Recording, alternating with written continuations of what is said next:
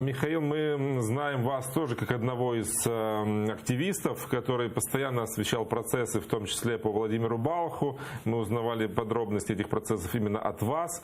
Расскажите, как вам работалось в той ситуации, как удавалось получать информацию, рассказывать о процессе, и были ли у вас какие-то опасения, связанные с вашей безопасностью? Доброе утро. Да, конечно, были опасения, потому что преследования в Крыму были в отношении многих лиц, в том числе и тех людей, которые освещали судебные процессы, и тогда уже были давления на активистов крымской солидарности, гражданских журналистов. Вот, естественно, были опасения, но каких-то таких...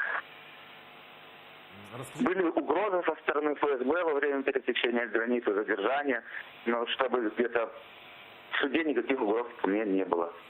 А как вам работалось? Можно ли было свободно получать информацию, брать комментарии, если они были необходимы? Чувствовалось ли какое-то давление, может быть, или не было его? Ну, в принципе, да, возможно было брать комментарии, получать информацию, если это судебные заседания открытые, но большинство судебных заседаний, в принципе, было закрытыми. Вот. А давление, да, осуществлялось, были угрозы со стороны сотрудников, силовиков. То есть, Какого рода угрозы были? Можете рассказать? Еще раз? Какого рода были угрозы? Как вам угрожали? Угрожали, были задержания во время пересечения админ границы и были предупреждения, что пора тебе уезжать или еще что-то. Просто в 2014 году я отказался от российского гражданства, и они постоянно говорили, что твоя деятельность не вполне здесь приемлема, и так как у тебя нету российского гражданства, ты можешь вообще скоро лишиться своего дома на территории Крымского полуострова и просто сюда больше не едешь. Вот так.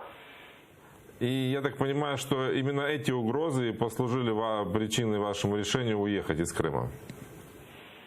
Да, они усилились в последнее время. И вот был последний раз обыск у Ольги Павленко, это как бы моя коллега, мы с ней вместе работали, это как-то в кучу сложилось. Правильно понимаю? Ольга Павленко — это представитель Украинского культурного центра в Крыму. Да. А когда вы приняли решение, что вам нужно уехать, и как это происходило? Вот это было как раз 28 или 29 августа. И как раз после обыска Ольги Павленко я как раз приехал, освещал обыск, и я приехал домой, у меня это была куча мыслей, я просто собрал вещи и вот к утру уехал. А чем вы сейчас занимаетесь? Чем ваш крымский процесс, ваша организация занимается сегодня? Мы сейчас занимаемся мониторингом судебных процессов над крымчанами на территории материковой Украины. Это дела, которые связаны с сепаратизмом, с госизменой. Вот. То есть вы продолжили свою, скажем так, роль гражданского журналиста, только уже переключились на процессы на материке. Правильно я вас понимаю? Что-то очень плохо вас слышно. Я говорю, что вы все равно решили остаться, скажем так, в профессии, да, и освещать судебные процессы, только уже здесь на материке. Да, то, что здесь на материке, но и активисты также продолжают работать в Крыму. А как вы получаете информацию из Крыма?